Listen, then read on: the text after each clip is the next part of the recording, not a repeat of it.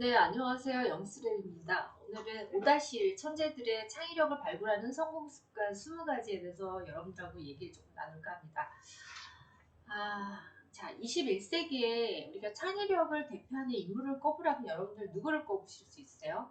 제가 딱 떠오르는 사람들이 몇 명 있는데요. 뭐 앨런 머스크라든지 테슬라의 앨런 머스크 아시죠? 그 다음에 뭐 스티브 잡스, 자, 스티브 잡스가 설립한 애플사가 요즘 정말 잘 날아가고 있습니다. 잘 날아가는데 그 아이폰하고 아이팟 정말 인류 역사상 우리에게 정말 창의력이 넘치는 물건이면 틀림없습니다. 아이폰이. 이 스티브 잡스가 설립한 애플사의 창의적인 제품과 창의적인 철학으로도 유명한데요. 아마 그 철학을 좋아하기 때문에 사람들이 그 아이폰을 굉장히 열광하는 것 같습니다. 특히 사람들이 최고의 기업으로 명성이 높은 이유는 창의적인 제품에 열광하기도 하고 또 스티브 잡스의 어떤 철학을 좋아하는 것 같아요.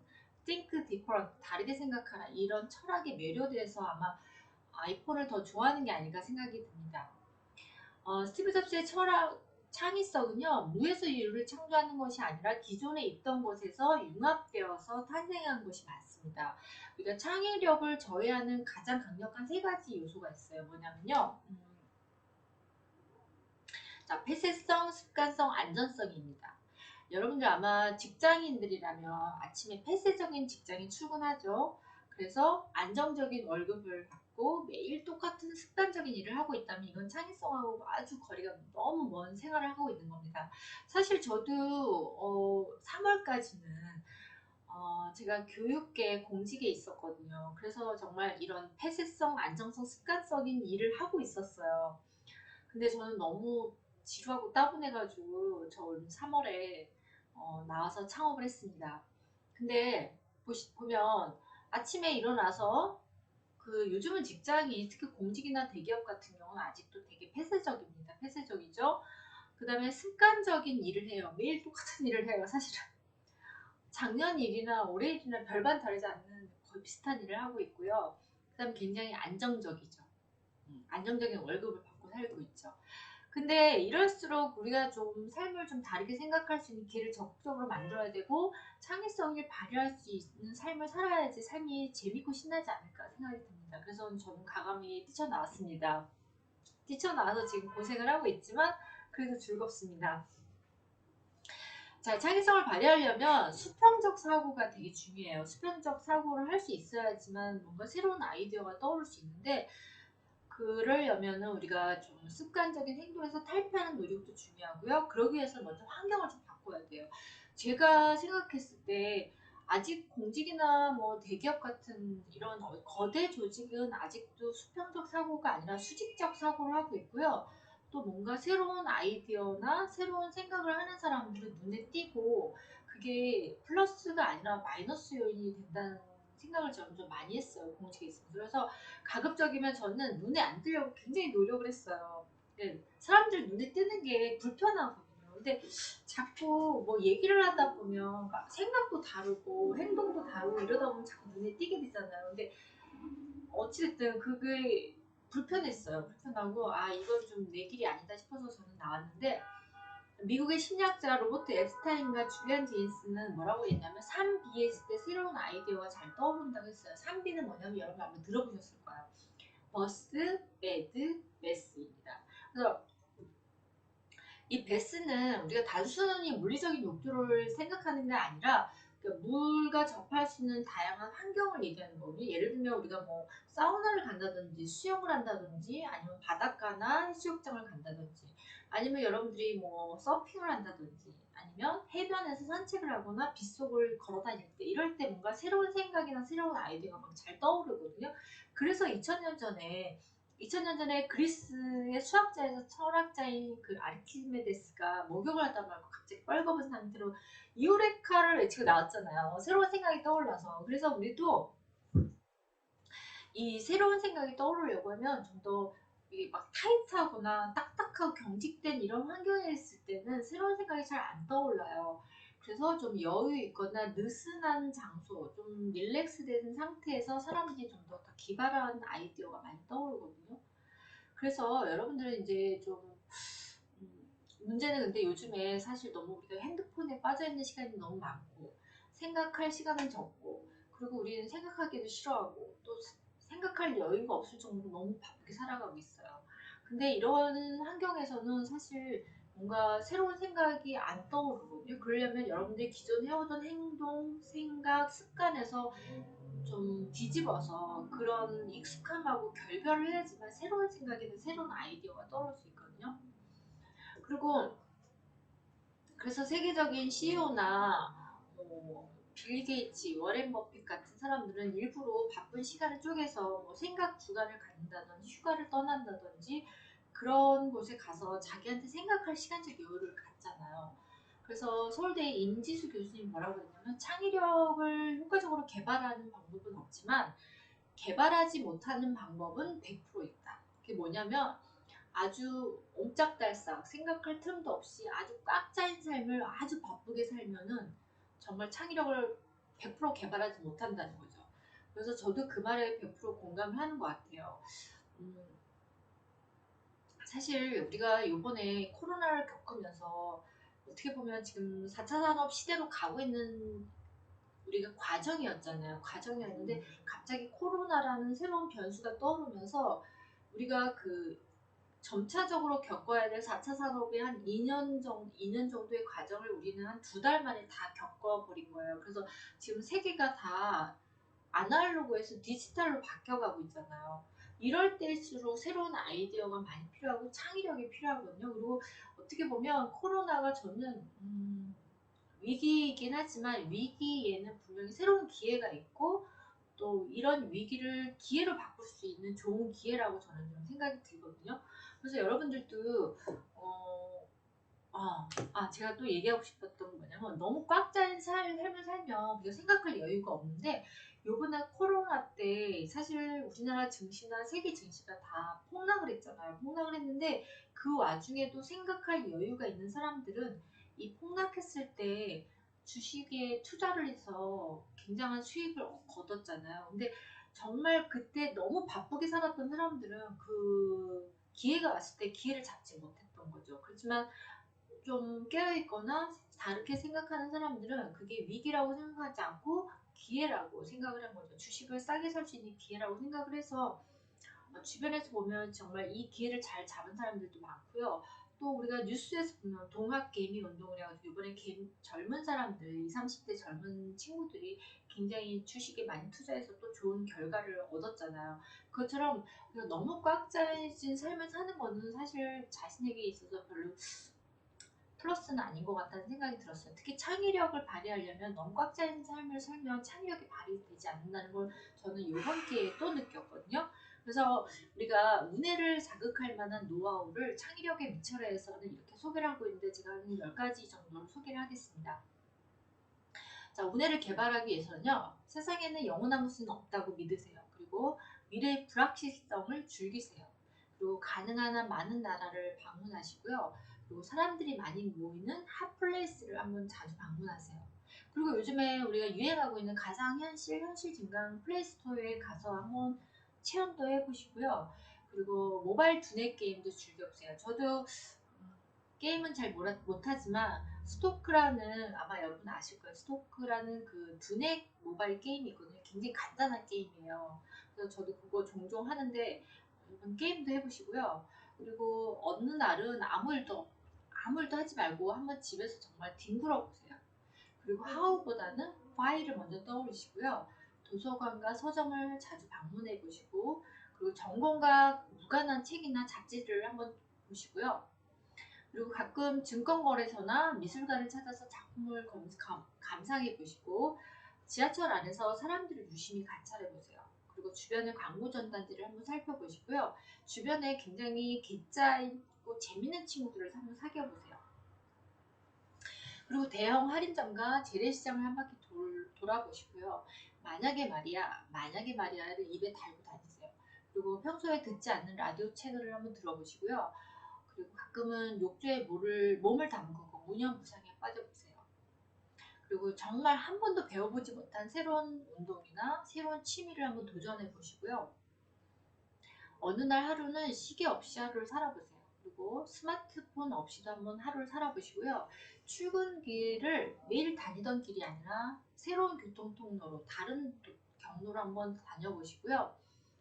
비 오는 날 홀로 주변을 걸어보시고요. 그리고 혼자 여행을 떠나보세요.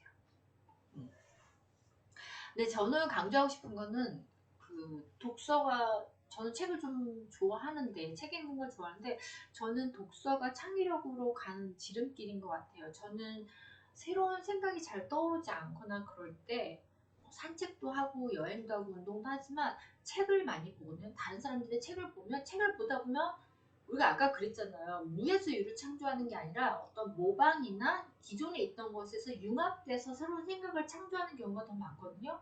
그러다 보면 책에서 새로운 생각을 보고, 아, 이거다. 여기다 뭔가 조금 융합되거나 변형된 새로운 아이디어가 많이 떠오르더라고요. 그래서 책을 다독하게 되면 여러분들도 다 아시겠지만 독해력이나 기억력이나 추론 능력이나 그다음에 창의력이나 비판적 사고력까지 다 개발이 되는 건 여러분 다 알고 계시잖아요.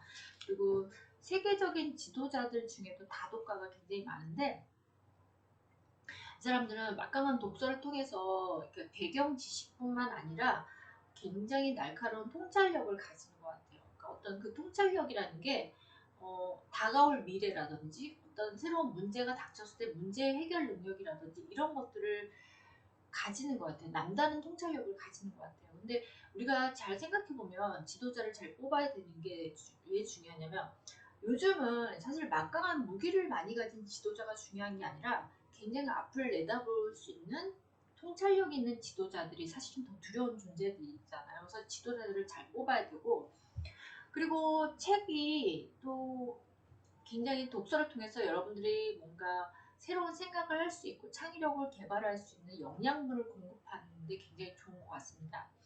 그러면 제가 그 새로운 생각을 개발하는 방법 중에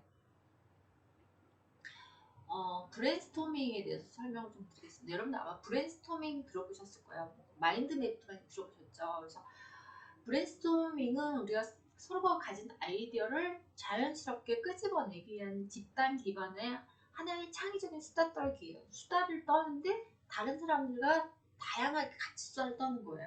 그러다 보면 정말 좋은 아이디어를 많이 내는 거죠. 근데 최선의 방법은 일단 질보다는 양이 우선이거든요. 일단 많이 아이디어를 내는 거고요. 그러다 보면 거기서 아이디어를 내면 거기서 뭔가 새로운 효과적인 해결책이 포함이 되어 있고, 또 우리가 그걸 분석하고 종합하는 과정에서 더 좋은 아이디어를, 문제 해결력을 찾아낼 수가 있다는 거죠. 그래서 네 가지 기본 원칙이 있는데요. 첫 번째는 타인의 의견을 절대 비판하지 않는다입니다. 그래서 어떤 친구가 너무 엉뚱한 생각을 발표를 했어요. 그러면 야, 뭐 말도 안 되는 소리 하지 마. 근데 그 사실은 말도 안 되는 생각이 진짜 좋은 아이디어일 수 있거든요. 두 번째는요, 자유분방하고 비현실적인 발상도 환영을 해주라는 거죠. 그다음 세 번째는요, 될 수 있는 대로 많은 아이디어를 제안을 해야 되고요. 네 번째는요, 기존의 아이디어에다가 새로운 아이디어를 융합시켜서 또 다른 아이디어를 창출하는 거죠. 그래서 이 네 가지 기본 원칙이 있고요. 자, 그렇다면 이제 진짜 천재들의 창의력을 발굴하는 성공 습관 20가지를 여러분들한테 좀 소개하겠습니다. 이거는 책 그 천재들의 창의력에서 언급하고 있는 내용인데요. 첫 번째는 이미지로 생각하라입니다. 우리가 기존의 학교 교육은 우리가 뭐 숫자라든지 언어라든지 이런 것들은 잔해 교육법이거든요. 근데 우리들은 그동안 너무 잔해만 많이 활용을 하고 잔해 학습법에 많이 치중되어 있어요. 우리나라 교육이. 근데 정말 창의력이 뛰어난 사람들은 운해 학습법을 많이 사용한다는 거죠. 운해 학습법은 뭐냐면 어떤 걸 이미지로 찍는 거예요. 시각화하거나 이미지로 형상화하는 거죠. 그래서 어떤 사람들이 이렇게 글을 볼 때, 예를 들어서 뭐 천재들의 창의력을 발굴하는 성공 습관 20가지를 이렇게 잔해학습법을 하는 사람들은 천재들의 창의, 이렇게 하나하나 글자를 읽는다 보기보다는, 그렇게 본다면 문해학습자들은 이거를 전체를 그림처럼 이미지로 사진 찍듯이 이 화면 전체를 딱 눈에다 찍는 거예요. 그래서 시각화하거나 형상화하고 이미지로 기억을 하는 거거든요. 그래서 이게 운해학습법인데, 이 아인슈타인 역시 상대성 이론을 머릿속에서 상상한 결과물을 이게 상대성 이론이라고 하잖아요. 그래서 어떤 이 개념을 생각할 때 마음속에서 시각적 이미지를 형성할 수 있도록 여러분들이 한번 훈련을 해보시기 바랍니다. 자, 두 번째는요. 중간 또는 안전이라는 선택지를 거부하라입니다. 로마의 그 케사르가 이끈 로마 군대가 브리튼에 상륙한 뒤에 배에서 내린 다음에 가장 먼저 한 행동은 타고 온 배를 모두 불살랐다는 겁니다. 그러니까 안전한 퇴로가 사라진 셈이죠. 그래서 사람들은요, 그러니까 뭔가 의지할 곳이 있으면 의지를 자꾸 하게끔 되어 있거든요. 그래서 중간이나 안전이라는 선택지를 거부하라는 거고요. 세 번째는 가치 있는 의미를 창조하라이고요. 네 번째는 자기 자신을 재창조하라입니다. 창의력은 일종의 정신 상태라고 합니다. 그래서 여러분들이 우리가 하는 모든 결정, 행동, 생각을 우리 안에서 발견하려고 하지 말고요. 새롭게 창조하라고 합니다.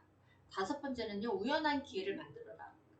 자, 우리가 보통 사람들은 어떤 질서나 통제나 규칙 이런 것들을 만들어 놓고 그걸 지키는 걸 굉장히 편안해하고 그게 없으면 오히려 더 불안한 사람들이 있어요. 근데 창의적인 사람들은 그 반대거든요.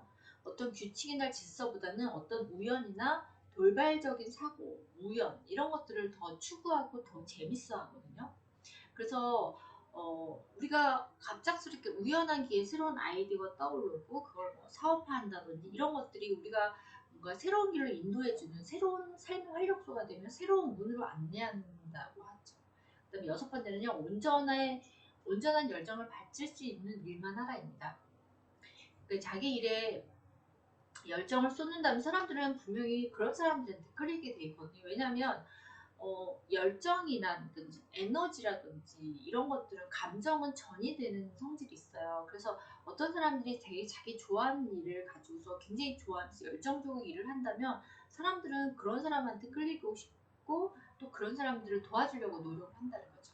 자, 일곱 번째는요. 여러 사람과 함께 시너지 효과를 내라입니다. 우리가 비틀즈 그러면 나이 어린 친구들은 잘 비틀즈 누군지 모를지 있는데 그러면 누구를 예로 들까요? 그럼 이제 걸그룹을 예를 들게요. 그럼 걸그룹이 우리가 어떤 한 명은 잘 모르잖아요. 뭐 걸그룹이 누구 그러면 잘 모르지만 그 걸그룹이 뭉쳤을 때는 막강한 시너지 효과를 내는 것처럼 사람들과 함께 일을 할 때 시너지 효과를 낸다는 거죠. 그 다음에 여덟 번째는 무슨 일이든지 어디에서든지 계속 질문하라입니다. 여러분들이 질문하지 않는 순간 자신이 모든 걸 다 안다고 착각을 할 수 있거든요. 그래서 여러분들은 남이든 자신한테든 간에 계속 질문을 해야 합니다. 자, 아홉 번째는 남과 다르다는 것에 자부심을 느껴라입니다. 남과 다르다는 거, 혹은 남과 다르게 생각한다는 것에 걱정하지 말라입니다. 저도 제가 아까 얘기했잖아요. 제가 공직했을 때 남과 어느 순간 대화를 하다 보니까 남과 다르게 생각하고 있고 남과 다르게 행동하고 있고 그러고 있더라고요, 제가요. 근데 그게 어느 순간 조금 불편해지더라고요. 왜냐면 남과 다르다는 거 자꾸 눈에 띄거든요. 그래서 최대한 눈에 안 띄려고 노력을 했는데, 결국은 저는, 제가 하고 싶은 일을 하기 위해서 3월에 나와서 창업을 했고, 지금 열심히 일을 하고 있습니다. 그리고, 제가 나올 때 생각했던 게 뭐였냐면, 1000가지 시도를 하고 100명의 멘토를 둔다는 거였거든요. 그래서 이게 안 되면 또 다른 방법을 해보고 이게 안 되면 이런 방법, 이런 방법, 이런 방법. 일부부터 계속 하고 있는 거예요. 그래서 이게 아닌 것 싶으면 또 다른 방법을 하고 또 이게 아니면 이걸 융합해서 또 다른 방법을 하고 이렇게 계속 하고 있고요. 또 모르는 것은 계속 사람들한테 물어보고 있고 그렇게 하고 있습니다. 네. 그래서 남과 다르다는 것이 결국 나쁘다는 게 아니다는 거죠. 네. 그 다음에 열 번째 배짱 있게 행동하라입니다. 제가 2018년도에 그 처음 책을 낼 때 미라클 건강법이라는 책을 처음 냈을 때 사실 책을 내면서 이 책을 누가 읽어줄까 이런 고민 조금 했어요. 책을 내면서 이거 책을 내긴 내는데 누가 읽어줄까 이렇게 고민을 했고 또 이번에도 또 미라클 브레인셋을 냈을 때도 조금 고민했는데 그냥 누가 읽어주든 안 읽어주든 배짱 있게 행동했거든요. 그래서 사실 창의력을 발휘하려면 거침없이 나서서야 되고 세상의 비판이나 조롱을 좀 감수할 수 있는 뻔뻔함이 필요하다고 합니다. 11번째는요, 최대 한계 끝까지 가보는 거입니다. 그래서 어떤 일을 하든지 창의력인 사람들은 자기 한계 끝까지 가려고 노력하고 또 굉장히 강렬하고 지나칠 정도로 그 일을 추진하고 굉장히 몰입을 한다고 합니다. 그래서 극단으로 치달을 때 또 새로운 지평이 열리고 새로운 문이 열린다고 합니다. 제 12번째, 성과 없는 일이라면 빨리빨리 미래를 버려라입니다. 그래서 창의적인 사람들은 시간 낭비를 굉장히 싫어하고요. 결과가 나오지 않으면 다시 리셋해서 다시 시작합니다. 저도 요즘 결과 안 나오면 다시 리셋해서 다시 시작합니다. 자, 13번째, 불확실성을 확신하라입니다. 지금은 너무너무 불확실성의 시대이죠. 그게 뭐 너무 불편하거나 불안한 사람들도 있는데요. 그냥 저는 그 불확실성을 즐기고 있습니다. 코로나도 그렇죠. 지금 우리가 코로나도 그냥 불확실성에서 갑자기 나타난 블랙스완인데 그냥 즐기고 있습니다. 네, 14번째, 지금 여기 집중하라입니다. 그래서 창의성을 발휘하는 사람들은 지금 그 당면한 문제, 당면한 일에 철저히 집중을 한다는 거죠. 간신사를 한 줄기 빗으로 모아서 그 일에 몰두한다는 겁니다. 자, 그 다음에 15번째, 머릿속에 아이디어를 방치하지 말아입니다. 어떤 아이디어가 순간 번쩍 떠오르면 여러분들 메모를 하세요. 그래서 뭐 베토벤이나 그다음에 레오나르도 다빈치나 이런 사람들도 보면 옛날 그 보면 항상 산책을 했고 또 항상 메모를 했다고 합니다. 16번째, 당신의 한계에 얽매이지 마라 합니다. 창의적인 사람들은 자신의 한계를 극복할 해결 방법을 찾아낸다고 합니다. 그때 그 방법이 성공을 안겨줄 뿐만 아니라 독창적이고 놀라운 성과를 만들어준다고 합니다. 그래서 아까 제가 얘기했잖아요. 이게 아니면 또 다른 방법을 시도하고 이게 아니면 또 다른 방법을 시도하고 또 다른 1000가지를 시도하고 있습니다. 자, 당신의 일을 17번째, 당신의 일을 더는 미래로 미루지 마라입니다.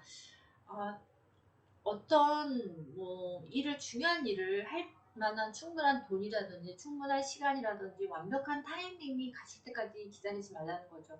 우리 인생에 있어서 완벽한 타이밍이란 없다는 거죠. 그래서 너무 늦기 전에 당장 시작하라입니다. 자, 18번째, 배우는 법을 배워라입니다. 그러니까 새로운 아이디어를 내는 사람들은 항상 배운다는 거죠.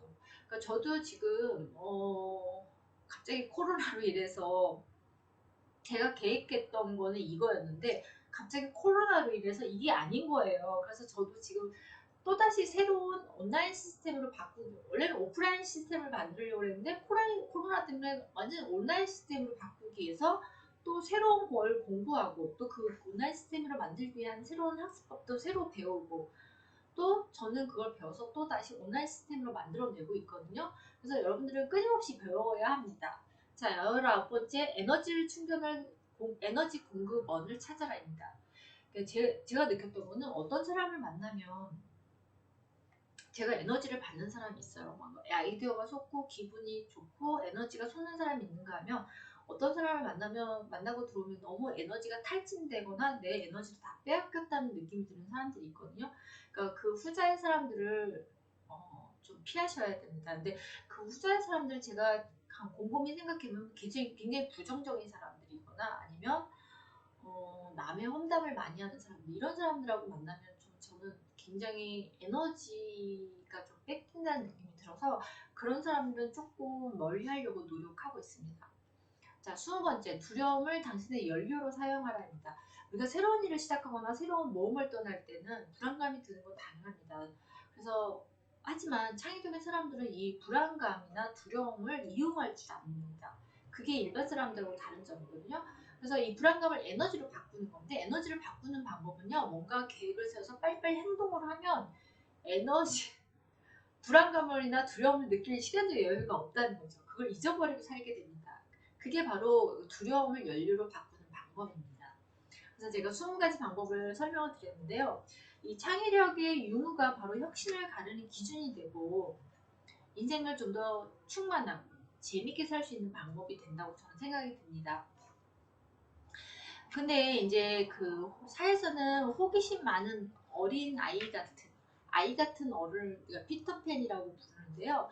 이 아인슈타인은 뭐라고 얘기했냐면 인간이 성장하면서 호기심을 잃어버리면 타성이 적고 새로운 발상이 떠오르지 않는다고 얘기를 했습니다. 그래서 뭐라고 그랬냐면 내가 생각하기에 물리학자들은 인류에게 있어서 피터팬과 같은 존재다. 그는 그들은 더는 성장해서는 안 된다. 그들이 계속해서 호기심을 키워나가야 한다. 너무 많이 알면 이미 너무 잘한 것이다.